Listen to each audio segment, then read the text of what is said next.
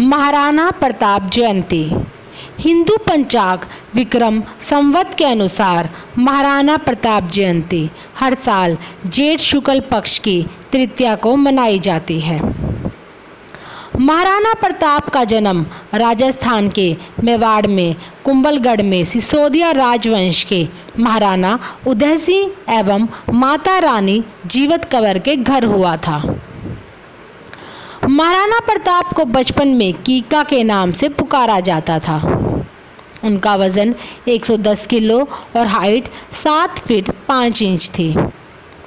महाराणा प्रताप का भाला 81 किलो वजन का था और उनकी छाती का कवच 72 किलो का था। उनके माला, कवच, ढाल और साथ में 2 तलवारों का वजन मिलाकर 208 किलो था। महाराणा प्रताप हमेशा 2 तलवार रखते थे, एक अपने लिए और दूसरी निहित दुश्मनों के लिए। महाराणा प्रताप की तलवार कवच आदि सामान उदयपुर राजघराने के संग्रहालय में आज भी सुरक्षित रखी हुई है। एक बार राणा उदय सिंह ने बचपन में प्रताप को राजमहल में बुलाकर 2 घोड़ों में से एक का चयन करने कहा। एक घोड़ा सफ़ेद था और दूसरा नीला।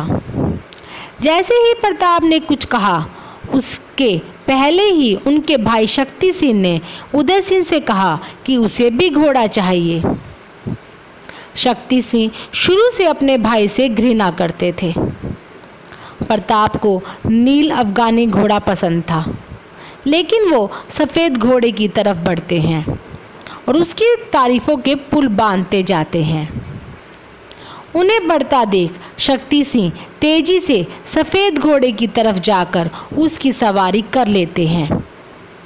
उनकी शीघ्रता देख राणा उदय सिंह शक्ति सिंह को सफ़ेद घोड़ा दे देते हैं और नीला घोड़ा प्रताप को मिल जाता है। इसी नीले घोड़े का नाम चेतक था, जिसे पाकर प्रताप बहुत खुश थे। चेतक महाराणा प्रताप का सबसे प्रिय घोड़ा था, जो काफ़ी तेज़ दौड़ता था। चेतक मारवाड़ी नस्ल का घोड़ा था। माना जाता है कि इस नस्ल के घोड़े काफ़ी फुर्तीले होते हैं। चेतक में संवेदनशीलता, वफादारी और बहादुरी कूट कूट कर भरी हुई थी। यह नीले रंग का अफगानी अश्व था। महाराणा प्रताप की तरह ही उनका घोड़ा चेतक भी काफ़ी बहादुर था।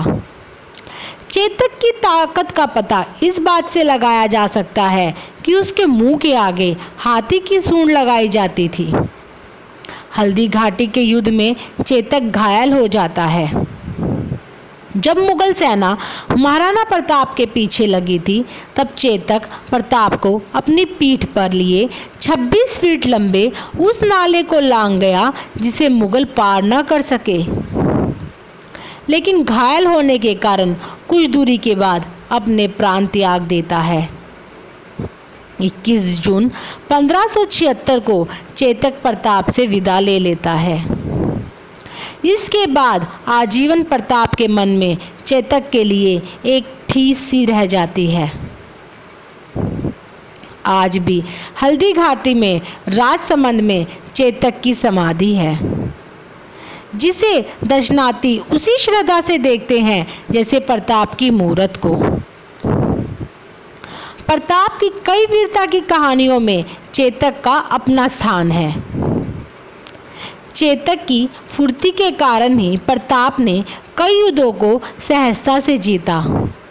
प्रताप अपने चेतक से पुत्र की भांति प्रेम करते थे। चेतक के लिए मशहूर है ये पंक्तियाँ। रन बीच चौकड़ी भरबड़ चेतक बन गया निराला था, राणा प्रताप के घोड़े से पड़ गया हवा को पाला था। वो बाग हवा सी जरा हिली लेकर सवार उड़ जाता था, राणा की पुतली फिरी नहीं तब तक चेतक मुड़ जाता था। महाराणा प्रताप की पहली रानी का नाम अजबदे पुनवार था। अजबदे संवाद नामदे राव राम सख पनवार की बेटी थी। स्वभाव से ही बहुत शांत एवं सुशील थी। यह बिजोली की राजकुमारी थी। बिजोली चित्तौड़ के अधीन था। प्रताप की मां जयवंता एवं अजबदे की मां अपने बच्चों के विवाह के पक्ष में थी। उस वक्त बाल विवाह की प्रथा थी। अजबदे ने प्रताप को कई परिस्थितियों में उचित निर्णय लेने में साथ दिया था। वो हर तरह से महारानी जयवंता बाई जी की छवि थी। उन्होंने युद्ध के दौरान भी प्रजा के बीच रहकर उनके मनोबल को बनाए रखा था। इसके अलावा इनकी 11 पत्नियां और भी थी। प्रताप के कुल 17 पुत्र एवं 5 पुत्रियां थी, जिनमें अमर सिंह सबसे बड़े थे। वे अजबदे के पुत्र थे। अमर सिंह और भगवान दास अजबदे के 2 पुत्र थे। महाराणा प्रताप के साथ अमर सिंह ने शासन संभाला था। महाराणा प्रताप के नाम से भारतीय इतिहास गुंजाइशमान है। यह एक ऐसे योद्धा थे जिन्होंने मुगलों को छठी का दूध याद दिलाया था। ये एक ऐसे शासक थे जिनके नाम से अकबर भी कांप जाते थे। अकबर ने कई बार अपने दूत भेजकर मेवाड़ को अपनी रियासत में मिलाने की कोशिश की। महाराणा प्रताप ने अपनी छोटी सी सेना के दम पर शत्रुओं को नाको चने चबवा दिए थे। महाराणा प्रताप ने राज्य की सुरक्षा के लिए प्रण लिया था। महाराणा प्रताप ने कभी किसी की अधीनता स्वीकार नहीं की। उनका नाम इतिहास में वीरता और दृढ़ प्रण के लिए अमर है। इनकी वीरता की कथा से भारत की भूमि गौरवान्वित है। महाराणा प्रताप मेवाड़ की प्रजा के राणा थे। वर्तमान में यह स्थान राजस्थान में आता है। प्रताप राजपूतों में सिसोदिया वंश के वंशज थे। यह एक बहादुर राजपूत थे जिन्होंने हर परिस्थिति में अपनी आखिरी सांस तक अपनी प्रजा की रक्षा की। इन्होंने सदैव अपने एवं अपने परिवार से ऊपर प्रजा को मान दिया। एक ऐसे राजपूत थे जिनकी वीरता को अकबर भी सलाम करता था। महाराणा प्रताप युद्ध कौशल में तो निपुण थे ही, लेकिन वे एक भावुक एवं धर्मपरायण भी थे। उनके सबसे पहले गुरु उनकी माता जयवंता बाई जी थी। महारानी जयवंता के अलावा राणा उदय सिंह की और भी पत्नियां थीं, जिनमें रानी धीरभाई उदय सिंह की प्रिय पत्नी थी। महाराणा उदय सिंह की 22 रानियां, 56 लड़के और 22 लड़कियां थीं। राजपूत राजाओं का अपनी महारानियों के प्रति ज़रूरत से ज़्यादा प्रेम भी राजपूतों के आपस में ही भिड़ जाने का एक कारण बना। रानी धीरबाई की मंशा थी कि उनका पुत्र जगमाल राणा उदय सिंह का उत्तराधिकारी बने। इसके अलावा राणा उदय सिंह के 2 पुत्र शक्ति सिंह और सागर सिंह भी थे। इनमें भी राणा उदय सिंह के बाद राजगद्दी संभालने की मंशा थी। लेकिन प्रजा और राणा जी दोनों ही प्रताप को ही उत्तराधिकारी के तौर पर मानते थे। इसी कारण यह तीनों भाई प्रताप से घृणा करते थे। इसी घृणा का लाभ उठाकर मुगलों ने चित्तौड़ पर अपना विजय पताका फैलाया था। इसके अलावा भी कई राजपूत राजाओं ने अकबर के आगे घुटने टेक दिए थे और अधीनता स्वीकार की, जिसके कारण राजपूताना की शक्ति भी मुगलों को मिल गई। अकबर राणा उदय सिंह को भी अपना अधीन करना चाहता था, जिसका प्रताप ने अंतिम सांस तक डटकर मुकाबला किया। लेकिन राणा उदय सिंह और प्रताप ने मुगलों की अधीनता स्वीकार नहीं की। आपसी फूट एवं पारिवारिक मतभेद के कारण राणा उदय सिंह एवं प्रताप चित्तौड़ का किला हार गए थे। लेकिन अपनी प्रजा की भलाई के लिए वे दोनों किले से बाहर निकल जाते हैं और प्रजा को बाहर से संरक्षण प्रदान करते हैं। पूरा परिवार एवं प्रजा अरावली की तरफ उदयपुर चला जाता है। अपनी मेहनत और लगन से प्रताप उदयपुर को वापस समृद्ध बनाते हैं और प्रजा को संरक्षण प्रदान करते हैं। महाराणा प्रताप ने प्रतिज्ञा की थी कि जब तक मेवाड़ आज़ाद नहीं होगा मैं महलों को छोड़ जंगलों में निवास करूंगा। स्वादिष्ट भोजन को त्याग कंदमूल फलों से ही पेट भरूंगा, किंतु अकबर का आधिपत्य कभी स्वीकार नहीं करूंगा। हल्दी घाटी का प्रसिद्ध युद्ध महाराणा प्रताप और मुगल बादशाह अकबर के बीच 18 जून 1576 ईस्वी को लड़ा गया था। यह इतिहास का सबसे बड़ा युद्ध था। इसमें मुगलों और राजपूतों के बीच घमासान हुआ था, जिसमें कई राजपूतों ने प्रताप का साथ छोड़ दिया था और अकबर की अधीनता स्वीकार की थी। अकबर ने राजा मान सिंह को अपने ध्वज तले सेना का सेनापति बनाया। इसके अलावा तोड़मल, राजा भगवान दास सभी को अपने साथ मिलाकर प्रताप और राणा उदय सिंह के खिलाफ युद्ध छेड़ दिया। राजा मान सिंह ने अकबर की तरफ से 5000 सैनिकों का नेतृत्व किया और हल्दी घाटी पर पहले से 3000 सैनिकों को तैनात कर युद्ध का बिगुल बजाया। दूसरी तरफ अफगानी राजाओं ने प्रताप का साथ निभाया। इनमें हाकिम खान सुर ने प्रताप का आखिरी सांस तक साथ दिया।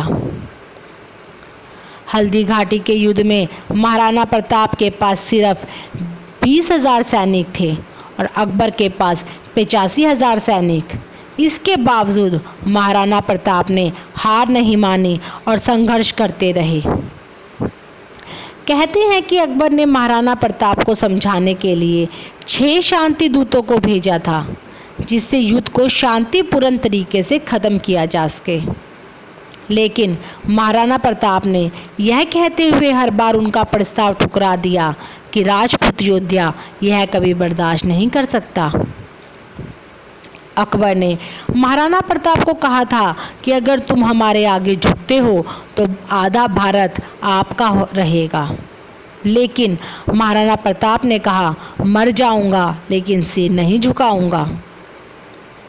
माना जाता है कि महाराणा प्रताप और अकबर के बीच हल्दी घाटी का युद्ध महाभारत युद्ध की तरह विनाशकारी सिद्ध हुआ। हल्दी घाटी का यह युद्ध कई दिनों तक चला। मेवाड़ की प्रजा को किले के अंदर बन्हा दी गई। प्रजा एवं राजकीय लोग एक साथ मिलकर रहने लगे। लंबे युद्ध के कारण अन्न जल की कमी होने लगी। महिलाओं ने बच्चों और सैनिकों के लिए स्वयं का भोजन कम कर दिया। सभी ने एकता के साथ प्रताप का इस युद्ध में साथ दिया। उनके हौसलों को देख अकबर भी इस राजपूत के हौसलों की प्रशंसा करने से खुद को रोक नहीं पाया। युद्ध के आखिर दिन जोहर प्रथा को अपनाकर सभी राजपूत महिलाओं ने अपने आप को अग्नि को समर्पित कर दिया और अन्य ने सेना के साथ लड़कर वीर गति को प्राप्त किया। हल्दी घाटी की जंग में 17,000 लोग मारे गए। हल्दी घाटी के युद्ध में चेतक की भी मौत हुई। शत्रु सेना से घिरे हुए महाराणा प्रताप को उनके भाई शक्ति सिंह ने बचाया। हालांकि इस युद्ध में न महाराणा प्रताप की हार हुई और न ही अकबर जीत सका।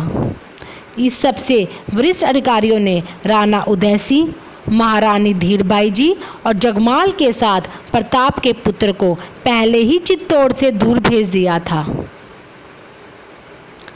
युद्ध के एक दिन पूर्व उन्होंने प्रताप और अजबदेह को नींद की दवा देकर किले से गुप्त रूप से बाहर कर दिया। इसके पीछे उनका सोचना था कि राजपुताना को वापस खड़ा करने के लिए भावी संरक्षण के लिए प्रताप का जिंदा रहना जरूरी है।